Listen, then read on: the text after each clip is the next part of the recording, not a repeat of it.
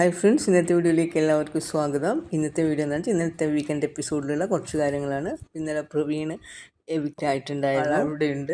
ഞാൻ എൻ്റെ 100% കൊടുത്തിരുന്നു എന്ന് പറഞ്ഞു. പിന്നെ തുടർന്ന് മസ്താനി ആയിരുന്നു എവിക്റ്റ് ആയത്. മസ്താനി എവിക്റ്റ് ആയപ്പോൾ ആര്യൻ്റെ ഒരു സന്തോഷപ്രകടനമൊക്കെ കാണണമായിരുന്നു. കാരണം കൊടുത്താൽ കൊല്ലത്തും കിട്ടുമെന്ന് പറഞ്ഞതുപോലെ. അപ്പാനി എവിക്റ്റ് ആയപ്പോൾ കൈകൊട്ടി ചിരിച്ചിട്ട് കിട്ടിയെന്നൊക്കെ പറഞ്ഞിട്ട് ആഹ്ലാദിച്ചിരുന്നു മസ്താനി. അപ്പോൾ അതിന് കൊടുത്താൽ കൊല്ലത്തും കിട്ടുമെന്ന് പറഞ്ഞതുപോലെ ആയിപ്പോയി. അപ്പോൾ അതുകൊണ്ട് വീട്ടിലുള്ളവരെല്ലാവരും സന്തോഷിച്ച് നിൽക്കുന്നുണ്ടായിരുന്നു.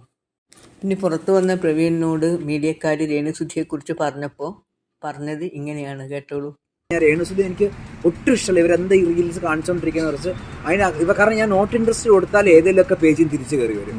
ഞാൻ അവരോട് പറഞ്ഞു, ഞാൻ നിങ്ങളെ കണ്ട് ബ്ലോക്ക് ചെയ്താൽ കൂടെ നിങ്ങൾ എൻ്റെ ഫീഡ് വരുമായിരുന്നു പറഞ്ഞു. പക്ഷെ അകത്ത് കേട്ട് ഏറ്റവും സ്വീറ്റ് പേഴ്സൺ ആയിരുന്നു. ഒരു ദിവസം ഞങ്ങളത് പിണങ്ങി എന്നോട് അവരേറ്റവും ഷുഗർ കഴിക്കും, വേറെ ഒന്നും കഴിക്കത്തില്ല, പഞ്ചസാര മാത്രം കഴിക്കുമ്പോൾ നിങ്ങളുടെ ഹെൽത്തിനൊക്കെ പ്രശ്നമെന്ന് പറഞ്ഞപ്പോൾ ഭയങ്കര എനിക്കൊരു ചേച്ചി അനിയൻ ബോണ്ടിങ് ഉണ്ടാക്കിയത് രേണുവായിട്ടായിരുന്നു. ഈ പറഞ്ഞ കേട്ടില്ലേ, പുറത്ത് എത്ര നെഗറ്റീവായിട്ടുള്ളൊരു കുട്ടിയായിരുന്നു. എന്തൊക്കെയാണ് കുട്ടിയെക്കുട്ടി പറഞ്ഞത്, ഭയങ്കരയാണ് അങ്ങനെ ഇങ്ങനെയാന്നൊക്കെ. എന്നിട്ട് നോക്കിയാൽ പറയുന്നത് ഇതാണ് യഥാർത്ഥ രേണു. പിന്നെ ഒനീലിൻ്റെ വിഷയം ചർച്ച ചെയ്തിട്ടുണ്ടായിരുന്നു. ലക്ഷ്മി കുറിച്ചിട്ട് ലക്ഷ്മി സോറി പറഞ്ഞു.